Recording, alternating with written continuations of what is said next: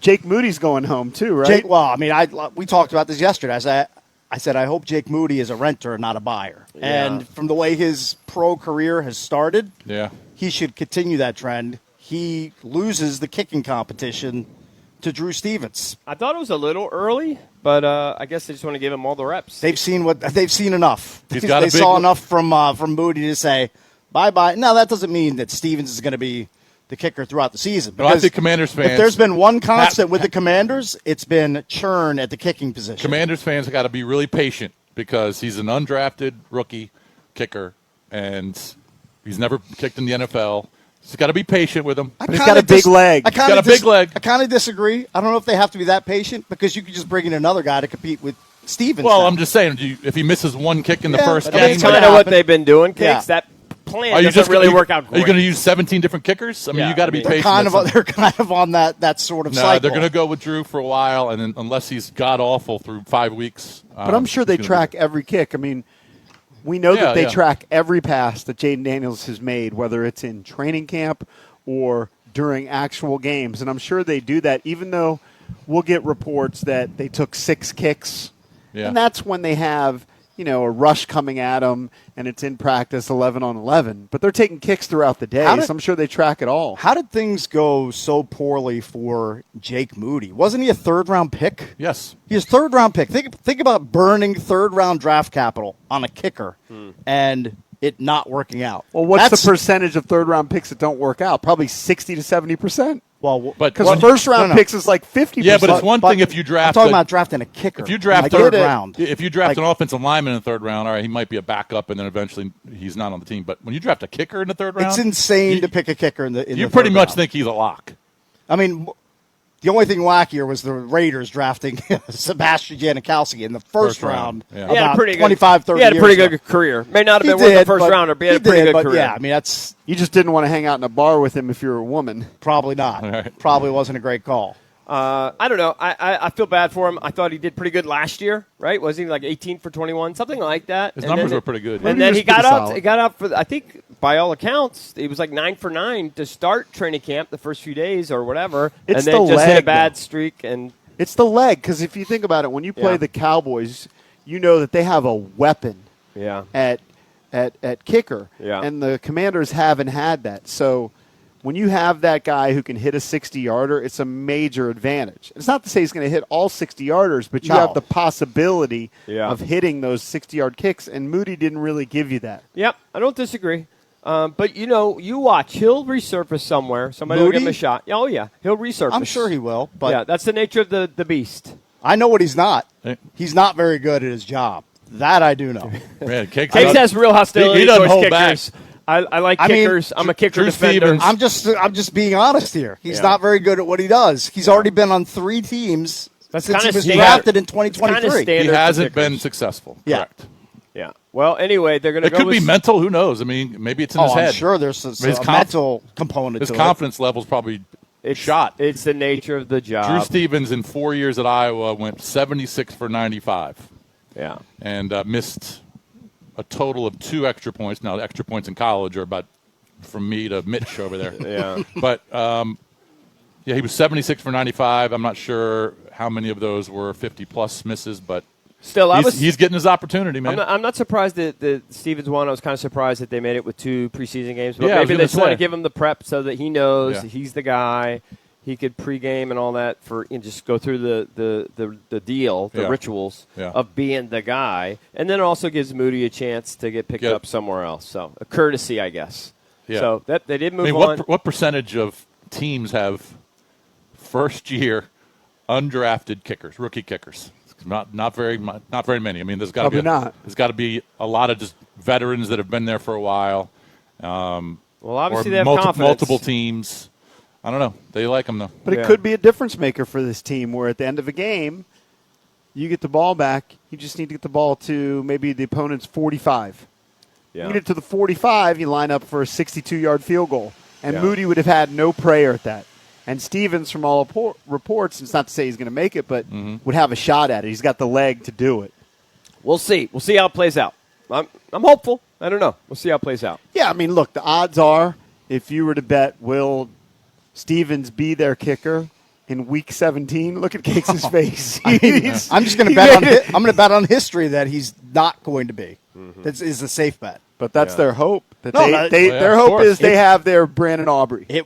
That would be great if they found their kicking weapon, and it's a position of stability for this team for 3 or 4 years. It'll be interesting to see if in the first couple weeks against Philly or Dallas, if they're down, they're tied, or they're down 3 late in the game, and they're going to throw out a rookie kicker on the road to try and tie it or win it. That'll be interesting to see. I think you have to. You have to have faith. Yeah, they made their choice. It's going to be Stevens, not Jake Moody, and hopefully he will deliver for them.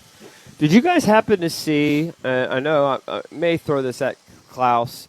Josh Harris interviewed in the last week or so, and when he was asked about the possibility of maybe designing the new stadium such that they could bring in real grass. Did you see that interview? And he did say that they're looking at all possibilities.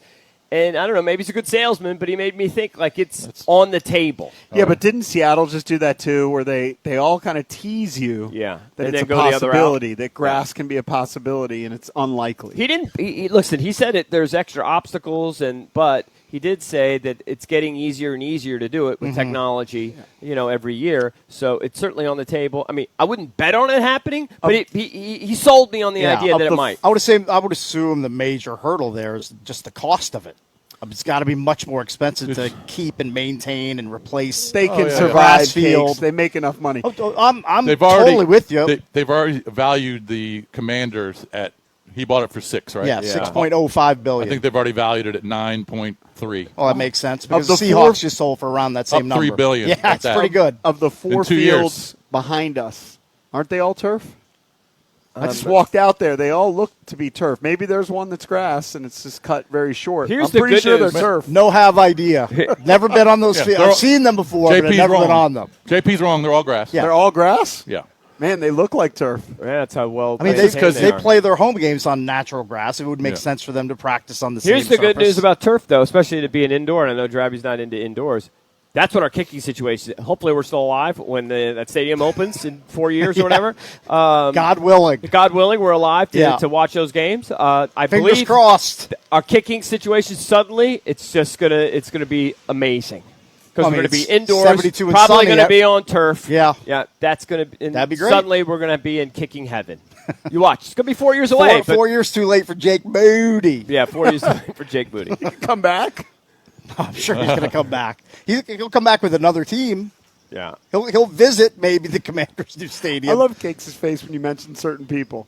Like if it's Shedeur Sanders, his face is just this disgust. Or Angel Reese is one of your new targets. And who were we talking about yesterday? I don't even know. Once Cakes decides, it's over for you. There's no coming back. Well, all I am is right in basically every aspect. Okay. All right. You guys keep watching Angel Reese and tell me she's a great basketball player. Nobody's saying that. Keep trying to feed you me won't that. find a person keep on the trying to planet. feed me that propaganda. You won't find. Don't worry, I don't watch her, so I couldn't tell you the way. Trust me, I've only seen highlights. Or lowlights. Yeah. This is interesting. I was just browsing ESPN.com, and they did the power rankings for all the NFL teams for the future. So for the 3-year window. The 2027 through the 2029 season. Yeah. Now, this is not the power rankings that had us like 28 for this year. That was NFL.com. Slightly better, EB. Yeah, slightly. They have the Seattle Seahawks 1. Drabby's very excited. He got loves the Eagles 2, right? Philadelphia's 2. We got Philly 2, and then Detroit's 3. Yada yada yada. So best Baltimore, 3-year windows. Baltimore, I think was 9, and I kept thinking, okay, you got a young stud quarterback if he's healthy. He should be top 12, 13, no, 15, no, 18, no, 20. Number 20. They got Washington 20 out of 32. It's top 20 out of 32. And they said, it could be worse. Whatever. Look, I was surprised. I would have had him higher. If Jaden Ball's out, all of a sudden they'll be 9. I know. It's all well, that's what they say. Reason for concern. Everything surrounds Daniels and the offensive line. They do mention the offensive line. Yeah. And the age of the receivers. Their bold prediction or fearless forecast or whatever they call it has to do with Brandon Coleman playing well this year and then flipping Brandon Coleman next year for draft capital. I mean, I don't know. I don't know about that. What sort of draft capital are you going to get from Brandon? I mean, if he balls out, if he plays great, isn't he more valuable to you? Like I was going to say, if he balls out, why would you trade a young tackle? Well, because Tunsil will return. Yeah, right. But you want play him on the other side. Depth, don't you want like a guard, swing tackle? Yeah, you put him in guard. Play guard. Yeah. Okay, you're different. You're like killing the messenger. Well, I'm just saying. I can read it for you if you like.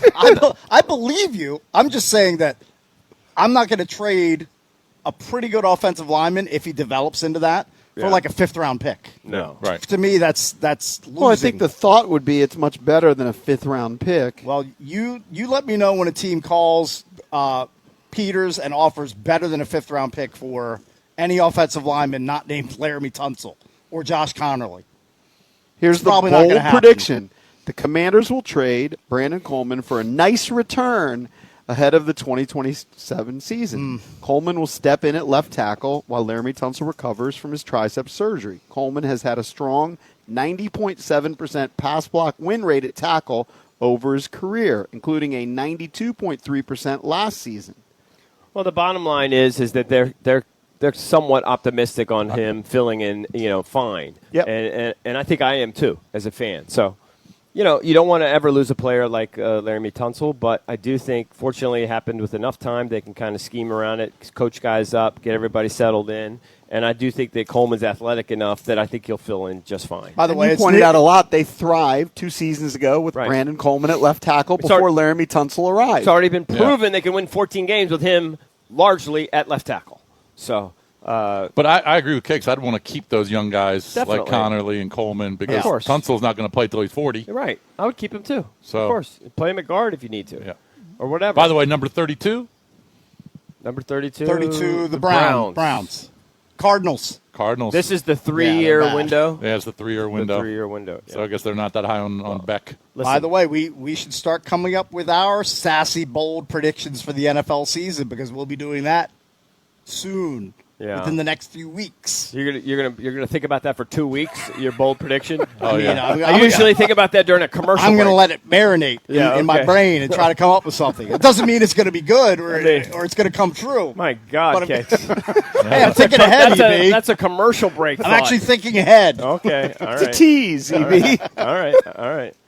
All right, speaking of teases, coming up on the show in just about an hour, head coach of the Commanders, Dan Quinn. He'll join us coming up at 7:45, and we'll be joined here by Commanders punter Tress Way. That's coming up at 8. Junkies on the road in Ashburn for Commanders training camp. We'll be right back.